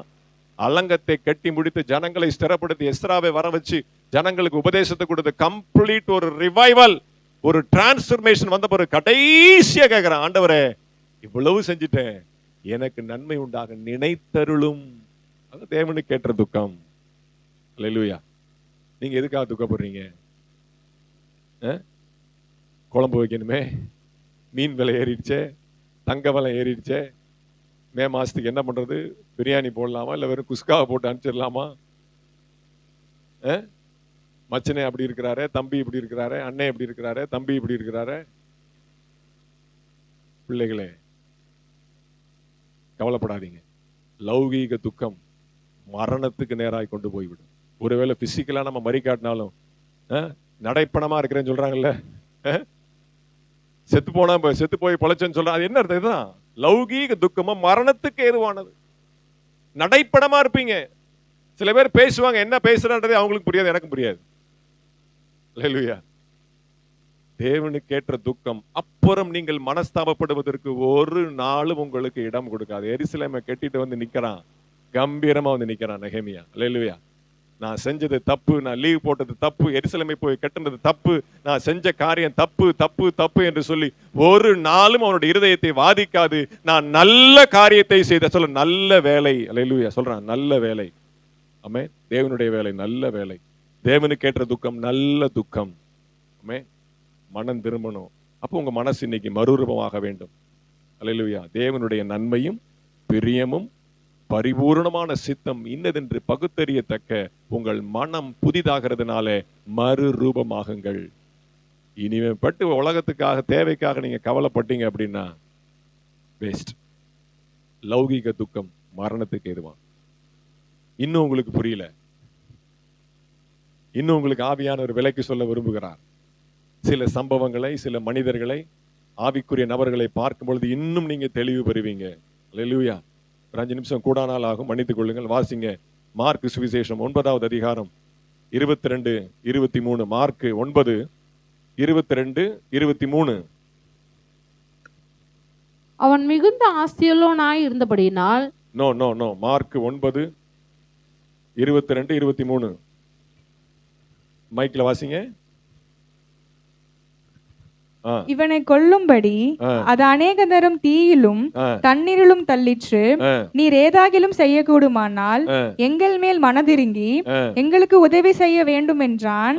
இயேசு அவனை நோக்கி, நீ விசுவாசிக்க கூடுமானால் ஆகும், விசுவாசிக்கிறவனுக்கு எல்லாம் கூடும் என்றார். வாசிங்க, தொடர்ந்து வாசிங்க. 24. உடனே பிள்ளையின் தகப்பன், விசுவாசிக்கிறேன் ஆண்டவரே, என் அவிசுவாசம் நீங்கும்படி உதவி செய்யும் என்று கண்ணீரோட சத்தமிட்டு சொன்னான். இந்த சம்பவத்தை ஆவியானவர் விலைக்கு சொல்ல விரும்புகிறார். மனசுல நல்லா பதிய வச்சுக்கோங்க. ஒரு மகன் பிசாசினால் கொடிய வேதனைப்பட்டு அப்படியே நுரை தள்ளி விழுகிறான். தீயிலும் தண்ணீரும் தள்ளுகிறது. எங்கெங்கெல்லாம் போயாச்சு, எல்லாம் ட்ரீட்மெண்ட் எடுத்தாச்சு, யாரை பார்க்கணும் பார்த்தாச்சு, எல்லா பரிகாரம் பார்த்தாச்சு, ஜோசியம் பார்த்தாச்சு, எல்லாம் நாடி ஜோசியத்தை எல்லாம் பார்த்தாச்சு, கோயில் கோயிலா சுத்தியாச்சு. உம்முடைய சீஷர்களை வந்து அவங்களால முடியல, சேலஞ்ச் பண்றான். இயேசு நாட்டை வந்து நிக்கிறான். ஒரு வார்த்தை சொல்றான், அதான் சென்டர் பாயிண்ட். ஆவியான விளக்கினார். பாருங்க 22வது வசனத்துல, இவனை கொல்லும்படிக்கு அது அநேக தரம் தீயிலும் தண்ணீரும் தள்ளிற்று, நீர் ஏதாகிலும் செய்யக்கூடுமானால். இந்த வார்த்தையை வந்து நெல்சன் பாஸ்டரோட பிரசங்கம் பண்ணார் மதுரை பழங்கானத்தை ஏஜி சபையில. இந்த ஏதாகிலும் திரும்ப திரும்ப திரும்ப திரும்ப ரிப்பீட் அடிக்கிறார். அப்படியே இருதயம் உடையுது, அப்படியே அழுக வருது எனக்கு. ஏதாகிலும் செய்யக்கூடுமானால். முடியல, தூக்கிட்டு போயிட்டான். சொந்தக்காரங்க எங்களுக்கு அப்போ ஒரு டீமே இருக்கிறாங்க, மனைவி இருக்கிறாங்க, சொந்தக்காரங்க இருக்கிறாங்க. ஏதாகிலும் செய்யக்கூடுமானால் செய்யும் ஆண்டவரே. பதில் வேணும். மகனுடைய பிரச்சனைக்கு இன்னைக்கு ஒரு பதில் வேணும். இவரை விட்டுட்டு அடுத்து வாய்ப்பு இல்லை. He is the last and best chance. பிடிக்கணும் அவரை, ஏசப்பா பிடிக்கணும். அவ்வளவு கேட்டு வந்திருக்கிறான், விசாரிச்சு வந்திருக்கிறான். அல்லேலூயா. ஏதாகிலும் செய்யக்கூடுமானால். அவனுக்கு அவ்வளவு தேவை இருக்கு. குடும்பத்துல மூத்த பையனா இருக்கலாம், மூத்த வாரிசா இருக்கலாம், அவனுக்கு அடுத்து அவன் தலைமுறை தலைக்கிறது அவனா கூட இருக்கலாம். ஏதாகிலும் செய்யக்கூடுமானால் செய்யும் ஆண்டவரே அப்படின்னு சொல்லிட்டு அடுத்த வார்த்தை சொல்றான் பாருங்க, எங்கள் மேல் மனதிறங்கி. அந்த வேர்ட் அண்டர்லைன் பண்ணிக்கோ. எங்கள் மேல் மனதிறங்கி. இதான் நம்ம பண்ற தப்பு. இந்த ஜெபம் தான் நம்ம பண்ற தப்பு.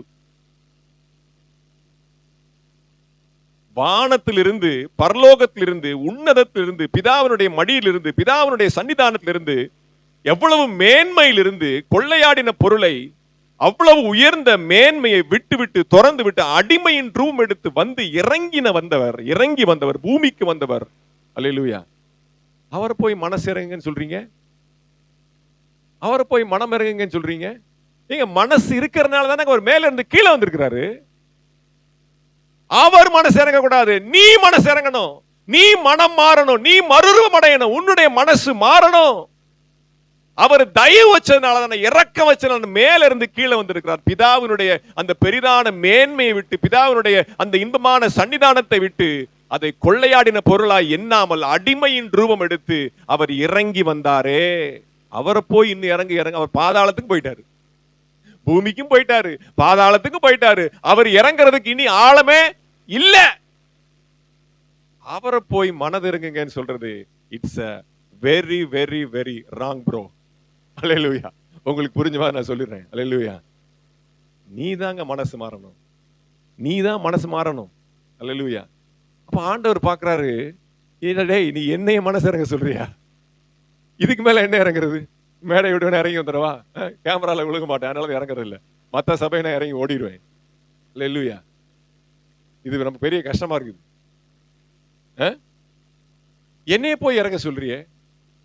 பிரச்சனையை அப்படியே ஒதுக்கிறார், மகனுடைய பிரச்சனையை அப்படியே ஒதுக்கிறார். நீ வா, நீ தான் எனக்கு வேணும், உனக்கு தான் பிரச்சனை, நீ முதல்ல மனசு இறங்கணும், நீ என்னை விசுவாசிக்கிறாயா? ஒரு ட்விஸ்ட போடுறார். அப்பதான் அவனுக்கு புரியுது, நான் விசுவாசத்துல பலவீனனா இருக்கிறேன். ஆமாண்டவரே, என்னுடைய அவிசுவாசம் நீங்க எனக்கு உதவி செய்யும்.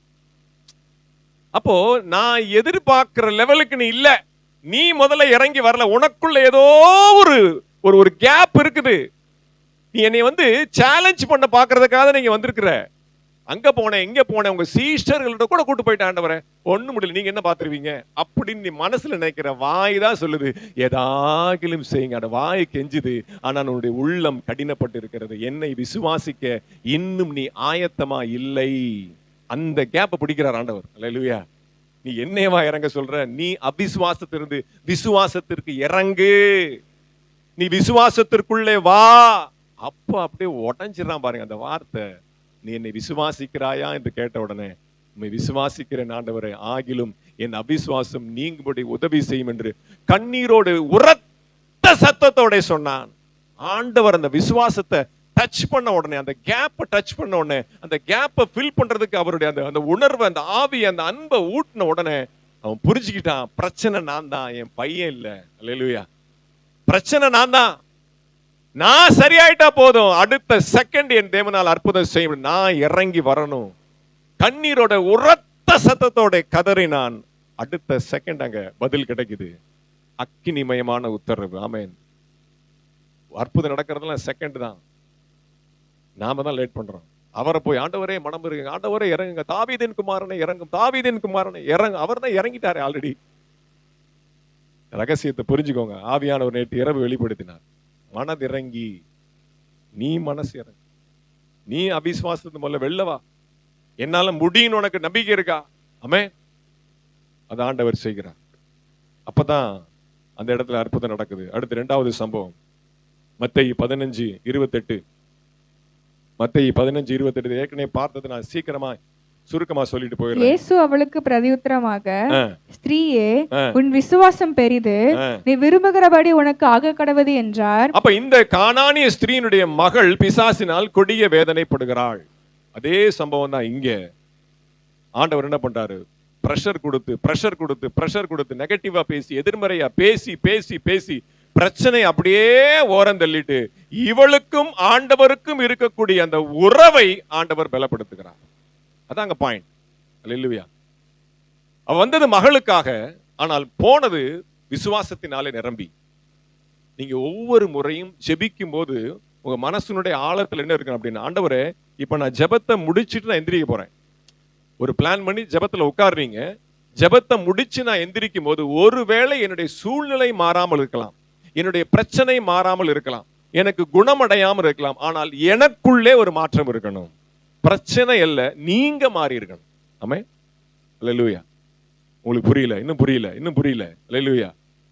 சூழ்நிலை மாறாமல் இருக்கலாம், பிரச்சனை மாறாமல் இருக்கலாம், ஒருவேளை அதிகமா கூட மாறலாம். ஆனா நீங்க முதல்ல மாறி இருக்கணும். உங்களால முடியும் ஆண்டவரே. அந்த இடத்தை தான் ஆண்டவர் டச் பண்றார், அந்த கானானிய ஸ்திரீக்கும் அந்த தகப்பனுக்கும். அல்லேலூயா. அவள் அப்படியே உதாசீனப்படுத்தி, அவளுக்கு இருக்கு என்ன, நான் தாழ்ந்த ஜாதி, இயேசு மேசியா யூதர்களுக்கு மட்டும்தான், அதை உடைக்கிறார். அல்லேலூயா. நான் எல்லாருக்கும் ஆனவன், நான் சர்வ சிருஷ்டிக்கும் எஜமானன், நான் உலக ரட்சகர் என்பதை புரிய வைக்க அவள் அப்படியே விசுவாசத்துல அப்படியே டியூன் பண்ணிக்கிட்டே இருக்கிறார்.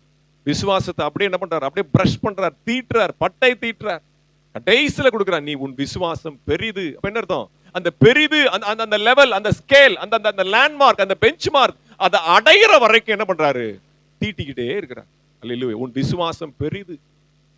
பெரிதான விசுவாசத்துக்கு வந்ததுக்கு அப்புறம் தான் பதில் கிடைக்குது. அக்கினிமயமான உத்தரவு, மகள், அந்நேரமே, த ரைட் நவ். நீ எப்ப அந்த லெவல் அட்டைன் பண்றியோ, எப்ப அந்த கேப்பை ஃபில் பண்றியோ, உனக்கும் ஆண்டவருக்கும் இருக்கக்கூடிய அந்த உறவை நீ எப்ப ரீச் பண்றியோ, எப்ப அந்த கோடை தாண்டி அப்படி நெஞ்ச கிழிச்சிட்டு போய் நிக்கிறியோ, அப்பதான் உனக்கு பதில் கிடைக்கும். அக்கினிமயமான உத்தரவு. ஆமென். அல்லேலூயா. இன்னும் உங்களுக்கு புரியல?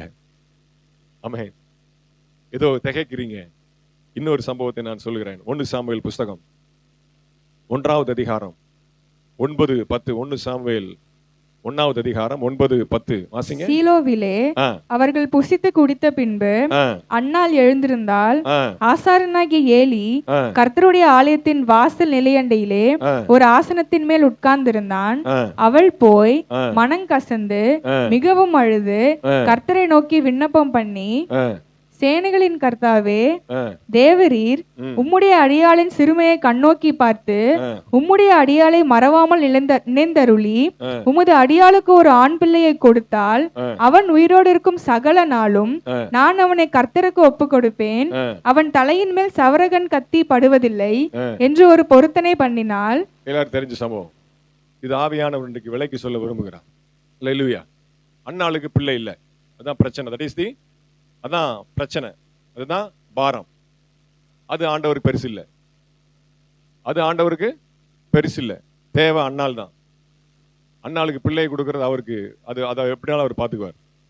என்ன சம்பவம், அந்த சீலோவுக்கு, அந்த கர்த்தருடைய ஆலயத்துக்கு அவங்க வருஷம் வருவாங்க.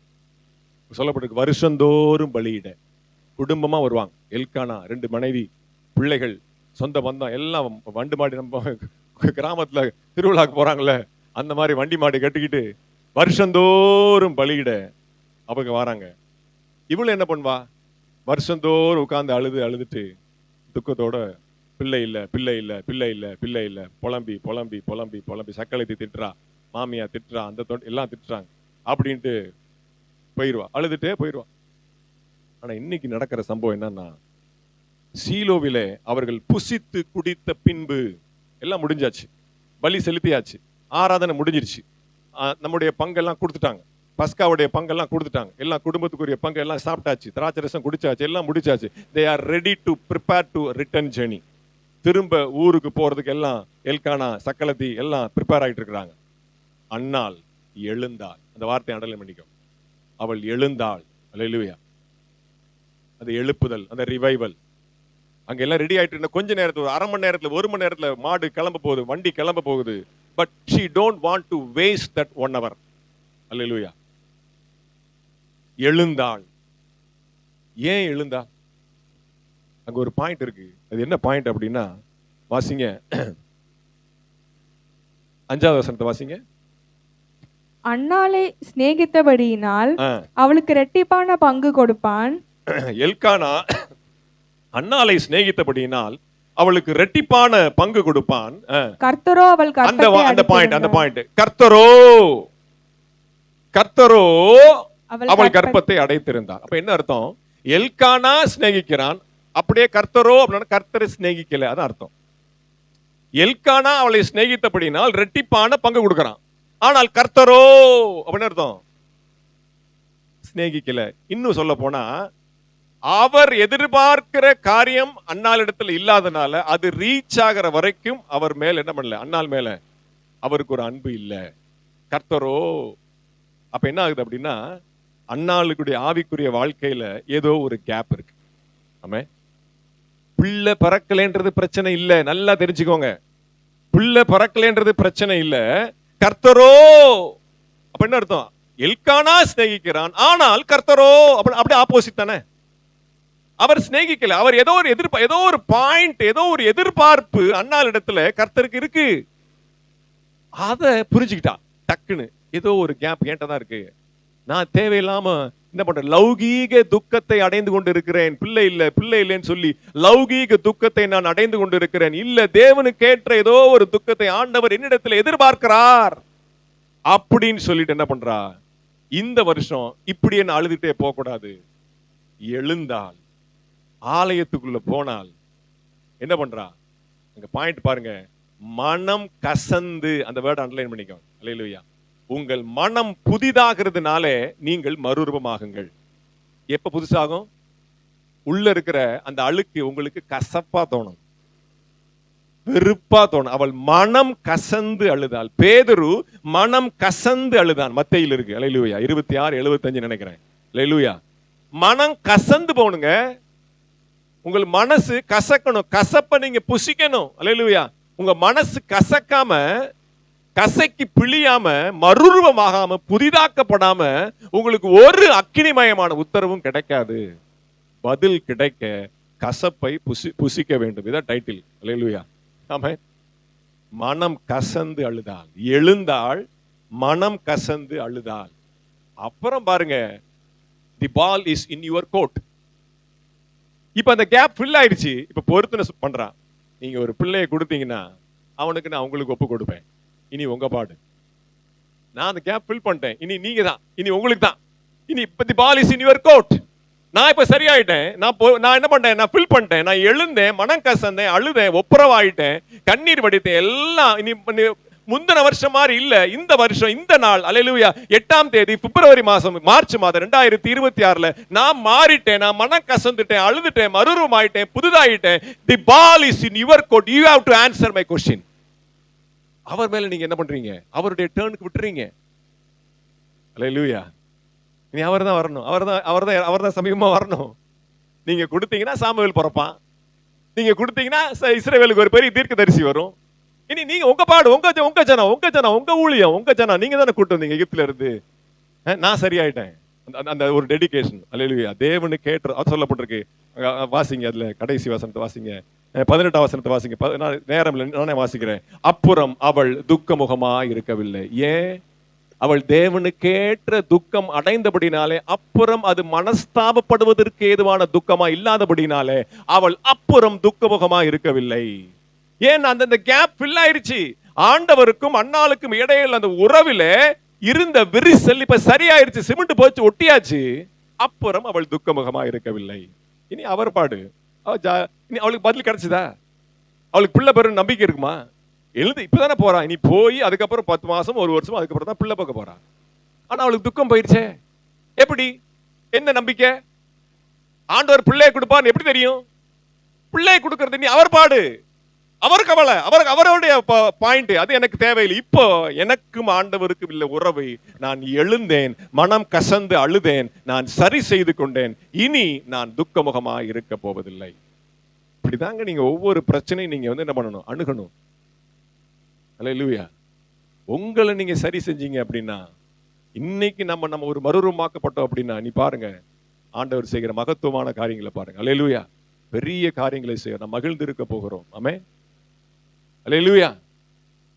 இன்னும் நான் உங்களுக்கு சொல்லி தரேன். அல்லேலூயா. வாசிங்க மத்தேயு சுவிசேஷம் 6வது அதிகாரம் 6வது வசனம். மத்தேயு 6:6. நீயோ ஜெபம் பண்ணும்போது உன் அறை வீட்டுக்குள் பிரவேசித்து உன் கதவை பூட்டி அந்தரங்கத்தில் இருக்கிற உன் பிதாவை நோக்கி ஜெபம் பண்ணு. அப்பொழுது அந்தரங்கத்தில் பார்க்கிற உன் பிதா வெளியரங்கமாய் உனக்கு பலன் அளிப்பார். உன்னுடைய அந்தரங்கம் கிளியரானா வெளியரங்கம் பலன் அளிப்பார்ன்றத பதில் அளிப்பார்னு வச்சுக்கோங்க. நான் வார்த்தையை மாத்தல. பலன் என்றாலும் பதில்னாலும் உண்டுதான். அல்லேலூயா. உன்னுடைய அந்தரங்கம் கிளியர் ஆயிடுச்சு அப்படின்னா, உன்னுடைய உள்ளான மனசு அந்த கேப் அந்தரங்கத்திலே பார்க்கிற உன் பிதா உனக்கு வெளியரங்கமாய் பதிலளிப்பார். அதான் அன்னாளுக்கு நடந்த சம்பவம். ஆமென். அவள் எழுந்தால், மனம் கசந்து அழுதால், அந்தரங்கத்திலே உதடு மாத்திரம் அசைந்தது. வார்த்தை என்ன என்று சொல்லி ஏலிக்கு கூட தெரியாது. அவன் தப்பா எடுத்துட்டான், குடிச்சிட்டு உளறா அப்படின்னு. அந்தரங்க ஜெபம், தன்னுடைய அந்தரங்கத்தை கொட்டுற, அது என்ன கேப்னு நமக்கு தெரியாது, அது அண்ணாளுக்கும் கர்த்தருக்கு தான் தெரியும். அவன் எதுல குறைவுபட்டான்னு தெரியாது. உன் அறைக்கதவை பூட்டி அந்தரங்கத்திலே உன் பிதாவை நோக்கி நீ பார், அவர் வெளியரங்கமாக உனக்கு பலன் அளிப்பார். உள்ள கிளியர் ஆயிடுச்சுன்னா வெளியில ஆன்சர் அக்னிமயமான உத்தரவு, ஃபயர். ஆமென். உள்ள கிளியரா மனம் கசந்து கசந்து கசந்து அந்த கசப்பை ஆண்டவர் சமூகத்துல கொட்டி அந்த கசப்பான வேற பிடுங்காம கசப்பை உள்ள வச்சுக்கிட்டே இருந்தீங்க அப்படின்னா, அந்த அழுக்க உள்ள வச்சுக்கிட்டே இருந்தீங்க அப்படின்னா, மறுரூபம் ஆகாம அப்படியே அந்த அழுக்குக்குள்ளே இருந்தீங்க அப்படின்னா, ஒரு நாலு அக்னிமயமான உத்தரவு நமக்கு கிடைக்கவே கிடைக்காது. அல்லேலூயா. ரொம்ப டல்லாயிட்டீங்க, உற்சாகமா இருக்கிறீங்களா? ஒரு அல்லேலூயா சொல்லுங்க. அல்லேலூயா. வசனம் புரியுதா? என்னுடைய பாரம் உங்களுக்கு புரியுதா? அல்லேலூயா. ஆவியானவர் உங்களுக்கு கற்றுக் கொடுக்கக்கூடிய அந்த அந்த யதார்த்தம் உங்களுக்கு புரியுதா? ஆமென். சிலர் ஃபெயிலியர் ஆனாங்க. சக்சஸ் பீப்புள் பார்த்துட்டோம். 2 ஃபெயிலியர் பீப்புளை பார்த்து நம்ம முடிக்க போறோம். வாசிங்க 2 சாமுவேல் புஸ்தகம் 12வது அதிகாரம் 22. 2 சாமுவேல் 12:22. அதற்கு அவன், பிள்ளை இன்னும் உயிரோடு இருக்கையில் பிள்ளை பிழைக்கும்படிக்கு கர்த்தர் எனக்கு இறங்குவாரோ எப்படியோ யாருக்கு தெரியும் என்று உபவாசித்து அழுதேன். அது மறுத்திருக்க இப்பொழுது நான் உபவாசிக்க வேண்டியது என்ன? இனி நான் அதை திரும்பி வர பண்ண கூடுமோ? நான் அதனிடத்திற்கு போவேனே அல்லாமல் அது என்னிடத்துக்கு திரும்பி வரப்போகிறது இல்லை என்றான். 22 மட்டும் போதும் பாருங்க. யாருக்கு தெரியும்? தாவீதுடைய கேள்வி. ஆல்ரெடி பிள்ளை செத்து போயிடுச்சு, சம்பவம் தெரியும் இல்லையா? உரியாவின் மனைவி ஆகிய என்ன பத்சேபாளுக்கு பிறந்த முதல் குழந்தை ஆண்டவர் அடித்தார். தாவீதினுடைய பாவத்தின் நிமித்தம் அடித்தார். சொல்லப்பட்டிருக்கு பிள்ளை கேவலமா இருந்தது, அவ்வளவு மோசமா இருக்குது. உபவாசிக்கிறான், அழுகிறான், குப்புற அடிச்சு படுத்து கிடக்குறான். பார்த்தா பிள்ளை செத்து போச்சு. எல்லாம் குசு குசுன்னு பேசிக்கிறாங்க ஊழியக்காரங்கெல்லாம். எப்படிரா ராஜாட்ட சொல்றது அப்படின்னு. அவன் காதுல விழுந்துருச்சு. என்ன செத்து போயிடுச்சா அப்படிங்கிறான். ஆமா செத்து போயிடுச்சு. எந்திரிச்சிட்டான். ஏந்திரிச்சுறான், குளிக்கிறான், தலை எண்ணெய் வைக்கிறான், நல்லா தலையை சீவிட்டு நேரா சர்ச்சுக்கு போறான். சொல்லப்பட்டிருக்கு கர்த்தருடைய ஆலயத்திற்கு போய் பணிந்து கொண்டு அவன் அப்பம் புசிக்க உட்கார்ந்தான். கேட்கறாங்க, என்ன ராஜா பிள்ளை சாக துடிக்க கிடக்கும் போது உபவாசம் போட்டு அழுதிங்க, பிள்ளை செத்து போன நல்லா நீட்டா ட்ரெஸ் பண்ணிட்டு குளிச்சுட்டு சாப்பிட உட்காந்துருக்கீங்க அப்படின்னு கேட்கறான். பிள்ளை உயிரோடு இருக்கிற வரைக்கும் எனக்கு கொஞ்சம் நம்பிக்கை இருந்துச்சுப்பா. யாருக்கு தெரியும், யாருக்கு தெரியும், ஒருவேளை ஆண்டவர் இறங்கினாலும் இறங்குவாரேன்னு சொல்லி நான் உபவாசம் போட்டேன். ஆனா என்ன ஆயிடுச்சு, என்னுடைய உபவாசம் ஃபெயிலியர் ஆயிடுச்சு. ரைட்டு, எல்லாம் தூக்கி ஓரம் கட்டிட்டு அடுத்த வேலையை பார்க்க போறேன். மனம் மாறல. தாவீதுக்கு மனம் உடைக்கப்படல. உபவாசம் இருந்தானே ஒழிய மனம் உடைக்கப்படல. அதே வார்த்தை யாருக்கு தெரியும், யாருக்கு தெரியும், அதே வார்த்தை யோனாவின் புஸ்தகம் 3வது அதிகாரம் 9வது வசனத்தை வாசிங்க. 3:9. அதே வார்த்தை யோனா 3:9 வாசிங்க.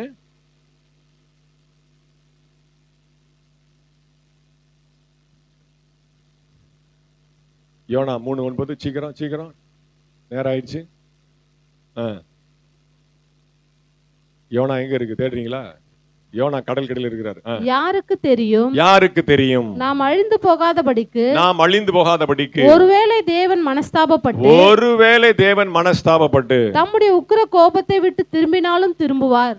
அவனும் யாருக்கு தெரியும்னா, நினிவேவின் ராஜாவும் யாருக்கு தெரியுன்றான். ஆனா தாவீது ஃபெயிலியர் ஆயிட்டான். நினிவேவின் ராஜா பாஸ் பண்ணிட்டான். ஏன்? மனம் திரும்பிட்டான், ரெட்டு உடுத்தினான், சாம்பல் அமர்ந்தான், அழுதான், புலம்பினான், விட வேண்டியதை விட்டான். நினிவே தப்பிச்சுக்கிச்சு. இவன் உபாசம் பண்ணான், ஆனா விட வேண்டியதை விடல. இருதயம் நொறுக்கப்படல, மனம் திரும்பல, மறுரூபமாகல, மனசு புதிதாகல, ஃபெயிலியர் ஆயிடுச்சு. அல்லேலூயா. அதே யாருக்கு தெரியும் தான். இன்னொரு தடவை பாருங்க. 1 சாமுவேல் புஸ்தகம் 28வது அதிகாரம் 6வது வசனம். 1 சாமுவேல் 28:6. 1 சாமுவேல் 28:6. சவுல் கர்த்தரிடத்தில் விசாரிக்கும் போது கர்த்தர் அவனுக்கு சொப்பனங்களினாலாவது ஊரிமினாலாவது தீர்க்கதரிசிகளினாலாவது மறு உத்தரவு அருளவில்லை. எங்கேயுமே ஆன்சர் இல்ல. சவுலுக்கு எங்கேயுமே அக்கினிமயமான உத்தரவு இல்ல, பதில் இல்ல. எங்கேயே போய் முட்டி பார்த்துட்டான். தீர்க்க தரிசனம் இல்ல, ஊரிமிலாவது தும்மிலாவது எதுனாலும் கர்த்தர் பேசவில்லை, பதில் கிடைக்கல. குறிகாரிட்ட போறான். ஃபெயிலியர். நீ மனசு மாறலையே, நீ மனம் திரும்பலையே, நீ உன் மனசை புதுதாக்கலையே, நீ மறுரூபமாகலையே, நீ தேவனுக்கு ஏற்ற துக்கம் அடையவில்லையே, அப்போ உனக்கு எங்க இருந்து பதில் வரும்? பதில் வராது. எபிரேயர் புஸ்தகம் 12:16-17 வாசிங்க. எபிரேயர் 12:16-17 இதோட வாசித்து நான் முடிக்க போறோம். ஒருவனும் வேசிக்கல்லனாகவும் ஒருவேளை போஜனத்துக்காக தன் சேஷ்ட புத்திரவாகத்தை விட்டு போட்ட ஏசாவை போல சீர்கெட்டவனாக இராதபடிக்கும் எச்சரிக்கையாயிருங்கள். ஏனென்றால் பிற்பாடு அவன் ஆசீர்வாதத்தை சுதந்தரித்துக் கொள்ள விரும்பியும் ஆகாதவன் என்று தள்ளப்பட்டதை அறிவீர்கள். அவன் கண்ணீர் விட்டு கவலையோட தேடியும் மனம் மாறுதலை காணாமற் போனான். அந்த மாதிரி ஆயிராதீங்க. அவன மாதிரி ஏசா ஒருவேளை போஜனத்துக்காக, சாப்பாட்டுக்காக, துணிக்காக, இந்த உலகத்தின் லௌகீக காரியத்துக்காக ஏசாவை போல நீங்கள் கண்ணீர் விட்டு கவலைப்பட்டு துக்கப்பட்டு ஒடுங்கி அப்படியே இழைச்சு போனீங்க அப்படின்னா இன்னும் இழைச்சிக்கிட்டு தான் இருப்பீங்க. உங்களுக்கு ஆன்சர் வரவே வராது. அல்லேலூயா. மனம் கவலைப்பட்டான், கண்ணீர் விட்டான், அழுதான், எல்லாம் பண்ணான், ஆனா மனம் மாறுதல் இல்லையே. ஆசீர்வாதத்தை தேடியும் விரும்பியும் கவலைப்பட்டும் தன்னுடைய குணம் மாறாமல், மனம் மறுரூபமாக்கப்படாமல் ஒண்ணு நடக்கல. சவுலுக்கு நடக்கல, ஏசாவுக்கு நடக்கல, தாவீதுக்கு நடக்கல. ஏன்? அழுதாங்க, புலம்புனாங்க, ஜெபம் பண்ணாங்க. ஆனா மனம் மாறுதல் இல்லாமல், மனம் திரும்புதல் இல்லாமல் பரலோகம் சமீபத்திலே வராது. அக்கினிமயமான உத்தரவு வேணுமா? மனம் திரும்புங்கள், மனதை புதிதாக்குங்கள், மறுரூபமாகுங்கள், உங்களை ஜீவ பலியாய் ஒப்புக் கொடுங்கள். கர்த்தர் உங்களுக்கு அக்கினிமயமான உத்தரவை கொடுக்க அவர் வல்லமை உள்ள தேவனாய் இருக்கிறார். எல்லா கண்களை மூடி நாம் ஜெபிக்கலாம். ஹல்லேலூயா.